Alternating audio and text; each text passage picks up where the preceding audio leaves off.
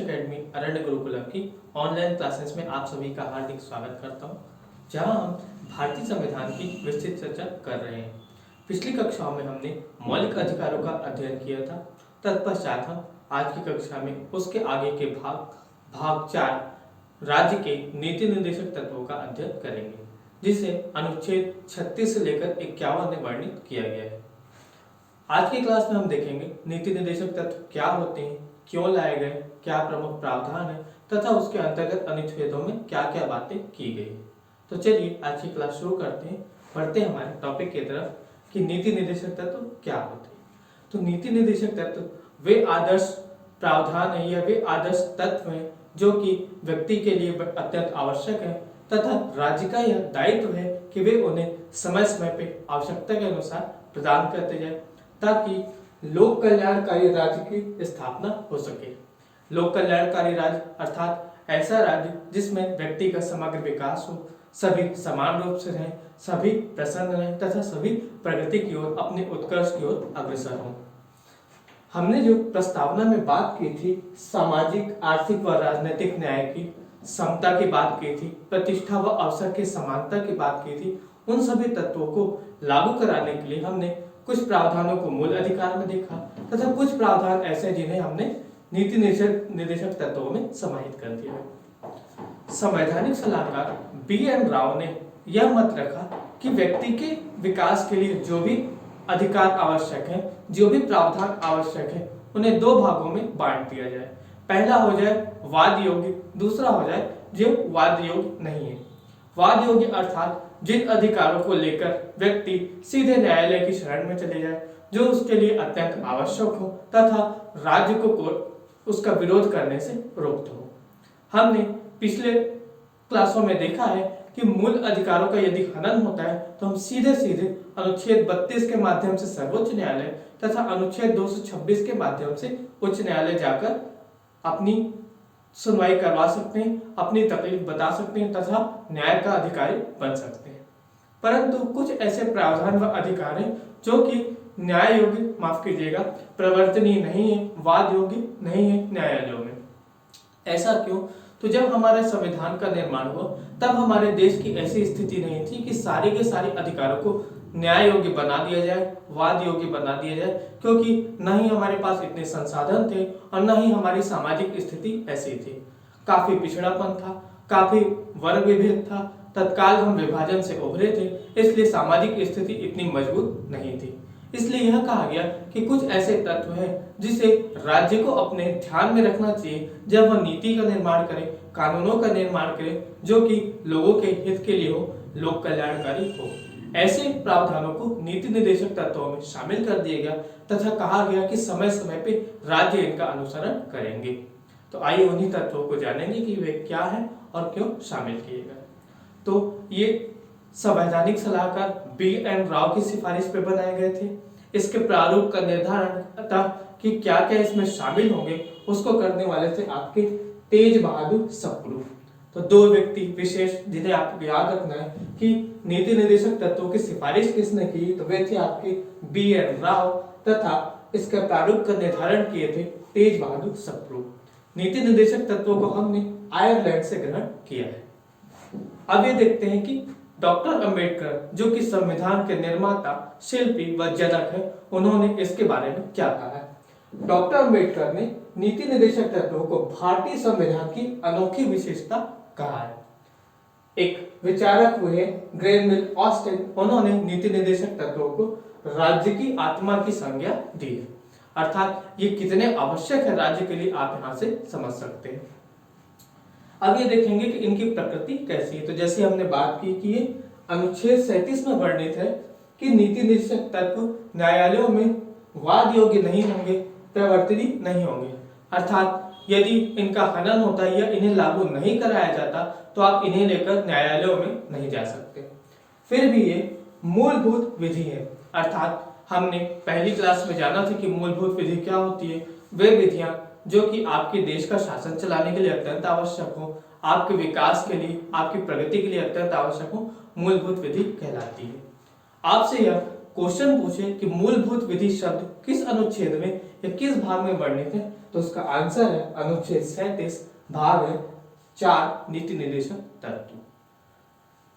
इसके बावजूद भले ही ये न्यायालय में प्रवर्तनीय नहीं है, लेकिन इसे राज्य का अनिवार्य दायित्व बनाया गया है कि वे जब भी विधि का निर्माण करें तो इन्हें अपने ध्यान में अवश्य रखें, अपने मार्गदर्शन में अवश्य रखें। अर्थात इनकी प्रकृति केवल और केवल सलाहकारी है। ये नीति निर्माण में राज्यों को सलाह देंगे कि वे इन तत्वों को शामिल करें, न कि ये अनिवार्य रूप से है। अब इनको अनुच्छेदवार पढ़ते हैं कि किस किस अनुच्छेद में क्या बातें की गई। अनुच्छेद 36 में राज्य शब्द कहा गया है या राज्य की परिभाषा दी गई है। यह राज्य की परिभाषा वही है जो कि हमने भाग 3 में मूल अधिकारों में अनुच्छेद 12 में देखे थे, क्योंकि नीति निर्देशक तत्व हमें राज्य के लिए प्राप्त होते हैं। राज्य के अंतर्गत भारत की संसद व सरकार, राज्य का विधानमंडल व राज्य सरकार, स्थानीय निकाय, पंचायतें तथा ऐसे सभी व्यक्ति व प्राधिकार विभाग आ जाते हैं जिन्हें आदेश देने, नियम बनाने, कानून बनाने, अधिसूचना जारी करने, इन सभी का अधिकार होता है। इसमें वे भी शामिल हैं जैसे विश्वविद्यालय, केंद्र सरकार के विभिन्न आयोग तथा ऐसा कोई भी व्यक्ति जो यह सभी कार्य कर सकता है, जिसे नियम बनाने का अधिकार हो, कानून बनाने का अधिकार हो। हमने विस्तृत रूप से इसे अनुच्छेद 12 में देखा था। अब चलते हैं अगले अनुच्छेद की तरफ, जो कि आपका अनुच्छेद 37, जिसकी बात हमने पहले कर ली कि नीति निर्देशक तत्वों की प्रकृति को बताता है कि ये न्यायालय में वाद योग्य नहीं, केवल सलाहकारी है, एक मार्गदर्शक के रूप में राज्यों के लिए है। अगला अनुच्छेद है अनुच्छेद 38, जो राज्य को यह निर्देश देता है कि वे न्याय अर्थात जो कि प्रस्तावना व वर्णित था, सामाजिक, आर्थिक व राजनीतिक न्याय की स्थापना करने का प्रयास करेगा एवं लोक कल्याण का कार्य करेगा। 44वें संविधान संशोधन द्वारा अनुच्छेद 38 में एक उपबंध जोड़ा गया तथा यह कहा गया कि राज्य आय, प्रतिष्ठा व अवसर की असमानता को समाप्त करेगा। अर्थात क्योंकि 44वें संविधान संशोधन द्वारा हमने देखा था संपत्ति के अधिकार को मूल अधिकार से हटा करके अनुच्छेद 301 भाग 12 में कानूनी अधिकार बना दिया गया था। इसलिए राज्य को यह निर्देश दे दिया गया या इसके लिए सलाह दे दी गई कि वह आय, प्रतिष्ठा व अवसर की असमानता को समाप्त कर दे, अर्थात समाजवाद की ओर एक और प्रयास करे, सभी को समान रूप से देखे। अब चलते हैं अगले अनुच्छेद की तरफ। अनुच्छेद 39, राज्य की अनुसरणीय नीतियां, अर्थात कुछ ऐसी नीतियां हैं जिनका पालन राज्य को करना चाहिए। क्या है देखते हैं। सबसे पहली नीति थी महिला तथा पुरुषों के लिए जीविका के साधन उपलब्ध कराना, अर्थात कुछ ऐसे काम करना जिससे महिला एवं पुरुष दोनों अपनी आजीविका चला सके, आजीविका के लिए अर्जन कर सके, अपना पालन पोषण कर सके। दूसरा था भौतिक संसाधनों का स्वामित्व व नियंत्रण सार्वजनिक हित में, अर्थात उत्पादन एवं वितरण के जितने भी भौतिक संसाधन है उसमें केंद्र समान रूप से उनका वितरण करे, बड़े छोटे, ऊंचे नीचे, अमीर गरीब, इस सब का फासला समाप्त करने का प्रयास करे, सभी नागरिकों को एक समान संसाधन उपलब्ध हो, ऐसा प्रयास करे। अगला था धन के संसाधनों का केंद्रीकरण रोकना, अर्थात धन किसी एक जगह पर एकत्रित न होकर समूचे कल्याण के लिए, समूचे समाज के लिए उपयोग ऐसी व्यवस्था बनाए। समान कार्य व समान वेतन, अर्थात लिंग के आधार पर पुरुष व महिलाओं के लिए मतभेद को समाप्त करते हुए सभी के लिए समान कार्य के स्तर पर समान वेतन का प्रावधान हो। श्रमिक पुरुष व महिलाओं की स्वास्थ्य सुरक्षा, अर्थात जो श्रमिक पुरुष व महिलाएं कार्यरत हैं, मजदूरी आदि करती हैं, उनके पोषण का, स्वास्थ्य का ध्यान सरकार रखे। 42वें संविधान संशोधन द्वारा इसमें 2 अनुच्छेद और जोड़े गए जिन्हें आपको याद रखना है, बहुत महत्वपूर्ण है। पहला जोड़ा गया समान न्याय व निःशुल्क विधिक सहायता। समान न्याय अर्थात किसी भी व्यक्ति के साथ वर्ग, जाति, लिंग आदि के आधार पर कोई भेदभाव नहीं किया जाएगा। दूसरी बात है निःशुल्क विधिक सहायता। हमारे देश में बहुत से ऐसे गरीब हैं, अशिक्षित वर्ग हैं जो कि अपने अधिकारों को नहीं जानते, अपनी स्वतंत्रताओं को नहीं जानते तथा न्यायालय में चक्कर काटते रहते हैं, न्यायालयों की फीस नहीं दे पाते, इसलिए इसका प्रावधान किया गया कि जो गरीब वर्ग है, जो वंचित वर्ग है, महिलाएं हैं, बच्चे हैं जो शोषित हैं, उनके लिए सरकार अपनी तरफ से एक अधिवक्ता नियुक्त करे ताकि वे अपने न्याय के लिए लड़ाई लड़ सके। अलग से इसके लिए कानून बनाया गया, विधिक सेवा प्राधिकरण आदि का गठन किया गया। अगला अनुच्छेद है 39(4), बालकों की शोषण से सुरक्षा व स्वास्थ्य विकास।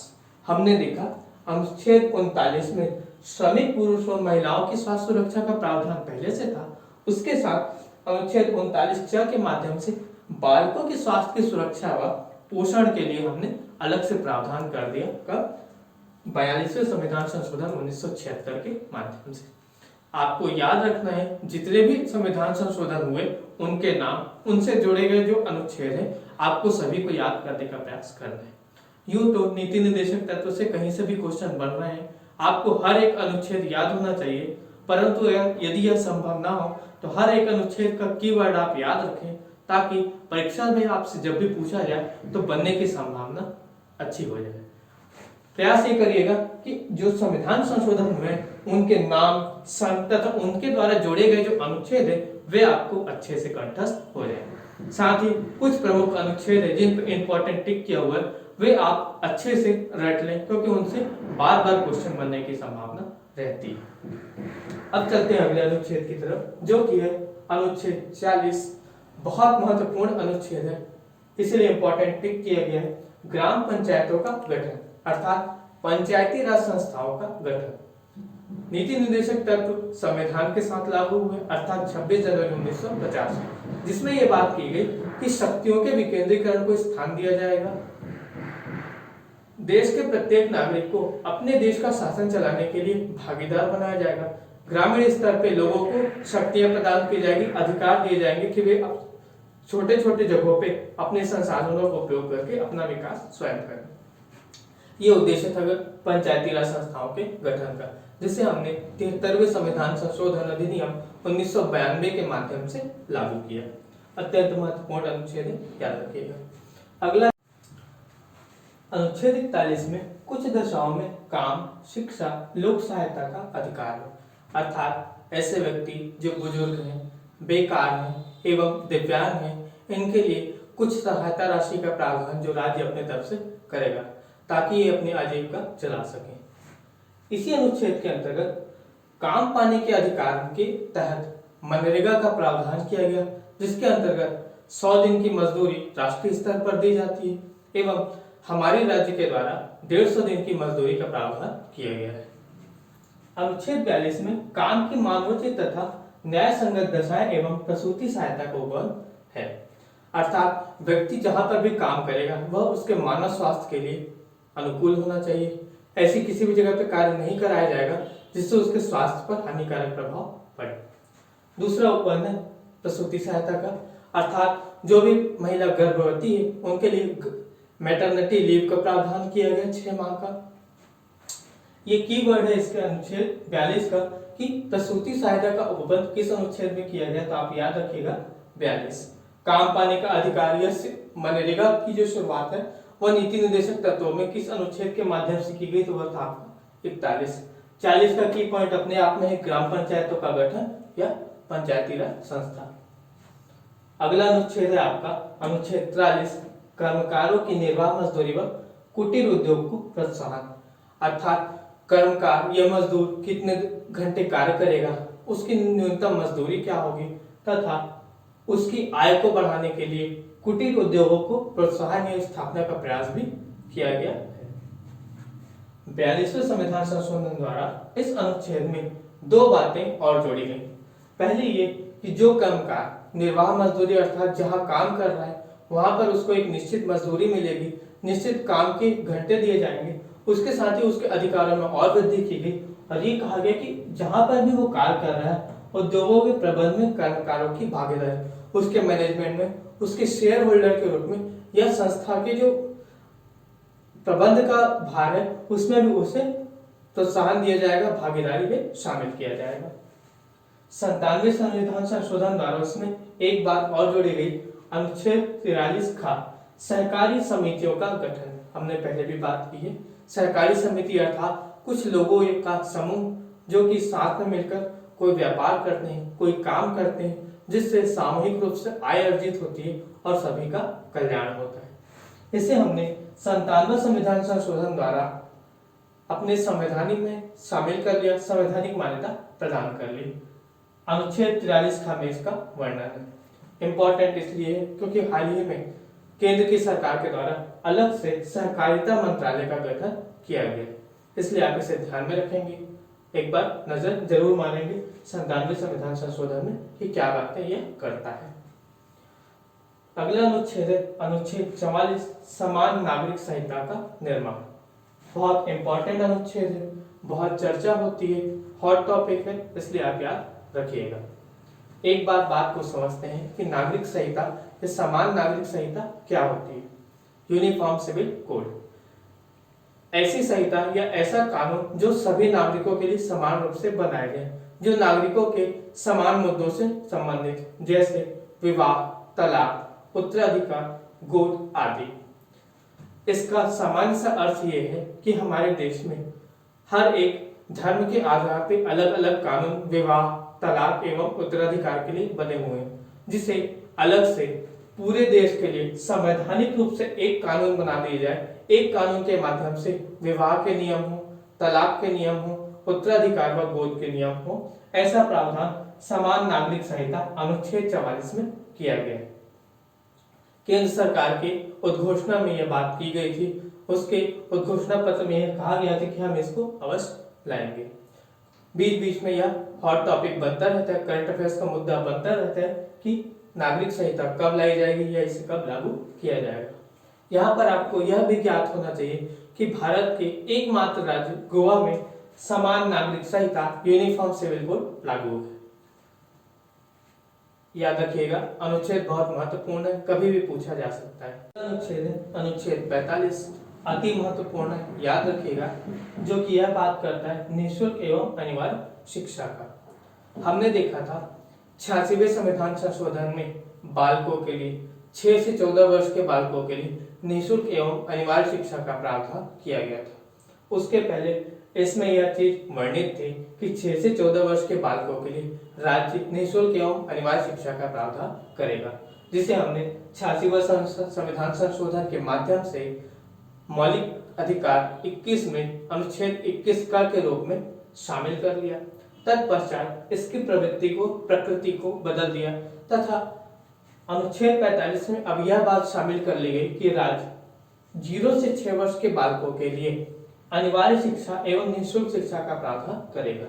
कहने का मतलब ये है कि 6 से 14 वर्ष के जो बालक हैं उन्हें तो कानूनी रूप से अनिवार्य रूप से शिक्षा का प्रावधान मिलेगा ही, वह भी निःशुल्क, लेकिन जो बालक 6 वर्ष से कम है या प्रारंभिक अवस्था में, उनके लिए राज्य चाहे तो अलग से प्रावधान कर सकते हैं निःशुल्क व अनिवार्य शिक्षा की।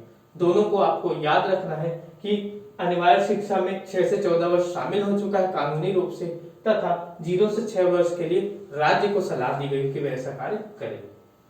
अगला अनुच्छेद है अनुच्छेद 46, SC/ST दुर्बलों के लिए आर्थिक एवं शैक्षणिक स्थिति उन्नत करने के प्रयास, अर्थात ऐसे वर्ग जो सदियों से वंचित है, सदियों से दबे कुचले हैं, मुख्य धारा से दूर है, उन्हें मुख्य धारा में शामिल करने के लिए, उनके प्रगति व विकास के लिए राज्य अलग से कदम उठाएगा। कैसे? आर्थिक व शैक्षणिक रूप से उन्नत करने के लिए। हमने देखा है इसी के माध्यम से उन्हें आरक्षण का प्रावधान भी दिया जाता है। आगे चलते हैं अगले अनुच्छेद की तरफ। अनुच्छेद 47 लोक स्वास्थ्य का संरक्षण एवं मद्य निषेध, अर्थात लोगों के स्वास्थ्य स्तर को अच्छा बनाना, पोषण की प्राप्ति कराना तथा उनका स्वास्थ्य अच्छा रहे, वे स्वस्थ रहे, ऐसा प्रयास करना। इसी के अंतर्गत सबसे प्रमुख जो बात आपको याद रखनी है वह है मद्य निषेध, अर्थात शराबबंदी का प्रावधान अनुच्छेद 47 में किया गया है। आपसे पूछता है संविधान के किस भाग या किस अनुच्छेद में मद्य निषेध या शराबबंदी का प्रावधान है, तो वह है अनुच्छेद 47, क्योंकि यह मानव स्वास्थ्य के लिए हानिकारक है।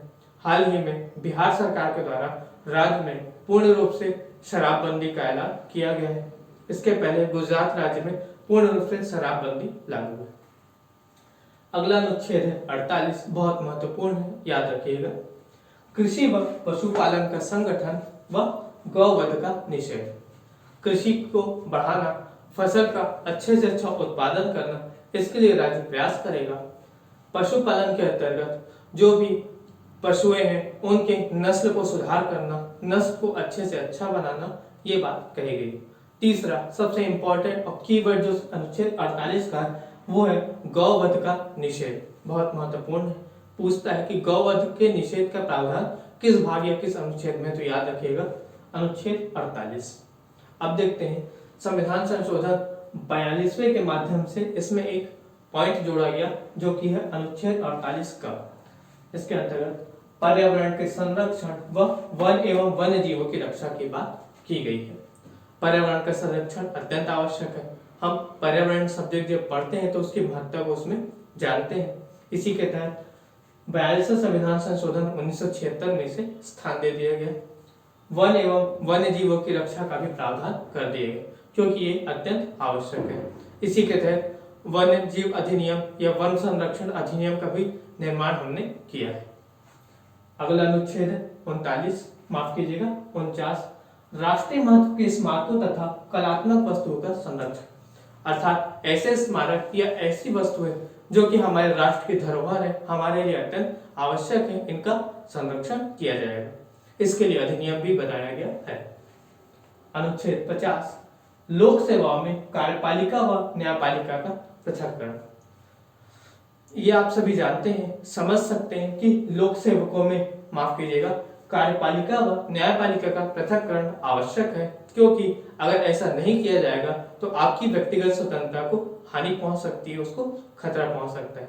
इसलिए लोक सेवकों के संदर्भ में दोनों को अलग करने का प्रावधान अनुच्छेद 50 में किया गया है।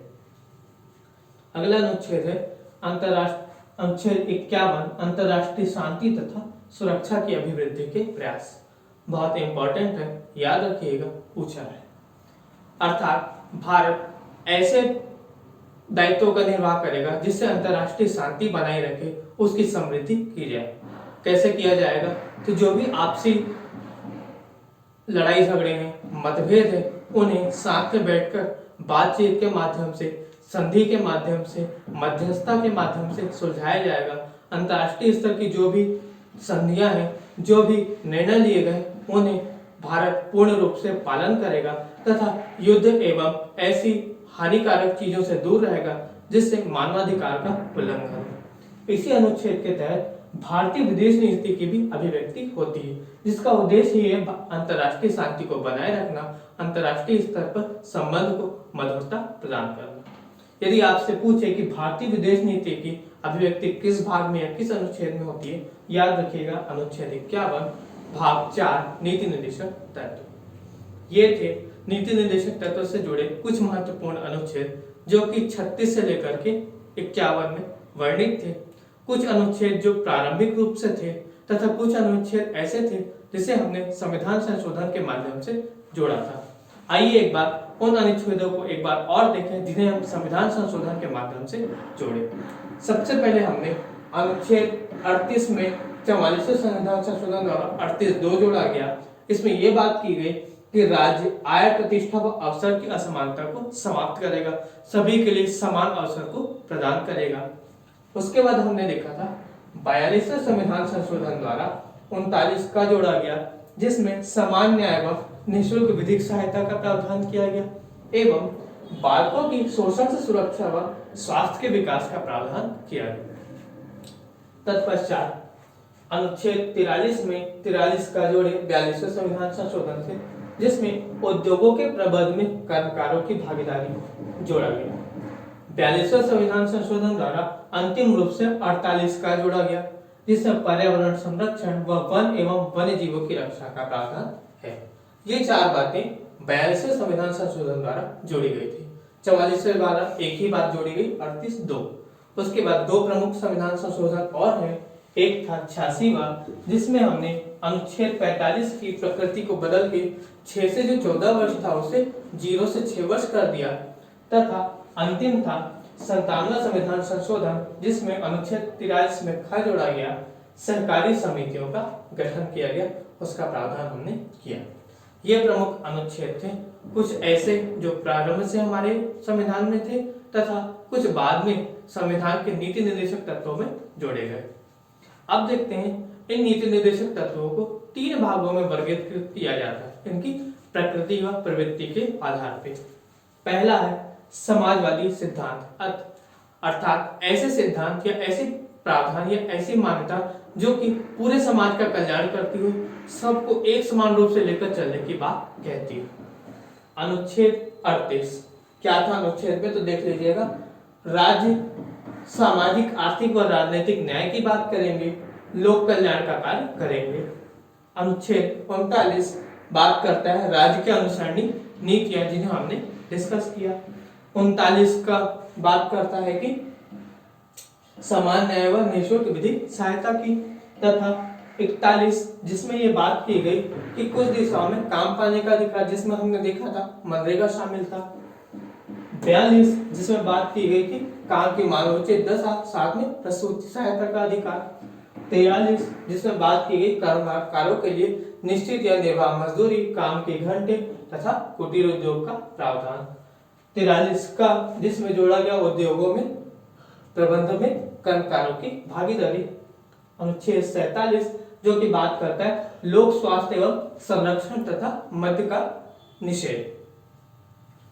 अब देखते हैं दूसरा सिद्धांत है गांधीवादी सिद्धांत, अर्थात कुछ ऐसी चीजें जिसमें गांधी जी के विचार झलकते हैं, जिसमें गांधी जी का दर्शन प्राप्त होता है, जो कि गांधी जी की सोच से मिलते थे।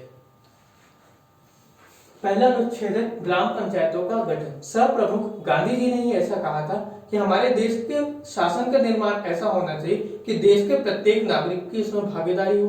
वे गांव के पक्षधर थे, वे चाहते थे कि गांव को ज्यादा सशक्त बनाया जाए, इसीलिए ग्राम पंचायतों या पंचायती राज का उन्होंने सुझाव दिया था, जो कि अनुच्छेद 40 में वर्णित है, जिसे हमने आगे चल के 73वें संविधान संशोधन द्वारा लागू किया।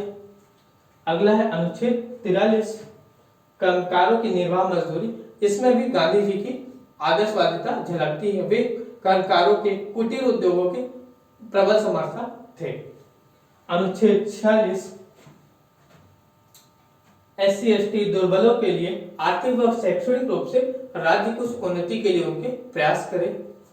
अनुच्छेद 47 वही बात की लोक स्वास्थ्य का संरक्षण एवं मद्य निषेध। गांधी जी मद्य निषेध के पूर्णतः समर्थक थे, प्रबल समर्थक थे। अनुच्छेद 48 कृषि व पशुपालन का संगठन। जैसा कि हमने बात की, गांधी जी गांव के समर्थक थे, ग्रामीण अर्थव्यवस्था को मजबूत करना चाहते थे, अर्थात उससे जुड़े जितने भी अनुच्छेद हैं वे सभी गांधीवादी सिद्धांत या गांधीवादी विचारधारा में शामिल है।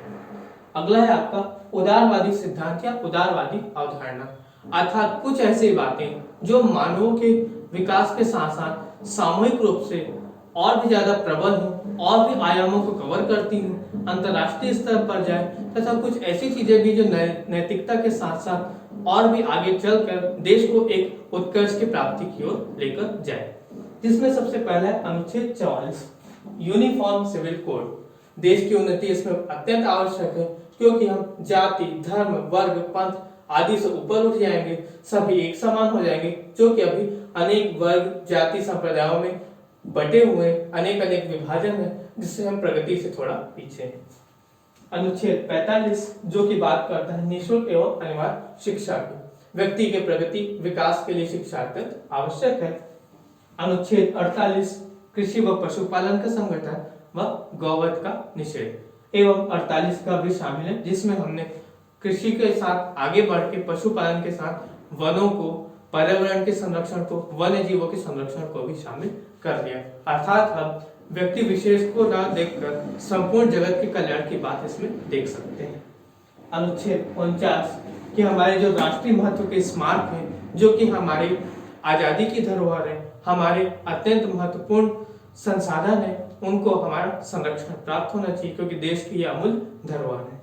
अनुच्छेद 50 लोक सेवाओं में कार्यपालिका व न्यायपालिका का पृथक्करण अत्यंत आवश्यक है, तभी आपकी स्वतंत्रता बची रहेगी, तभी आपकी स्वतंत्रता लागू रहेगी, आप निष्पक्ष होकर के अपना कार्य कर सकते हैं।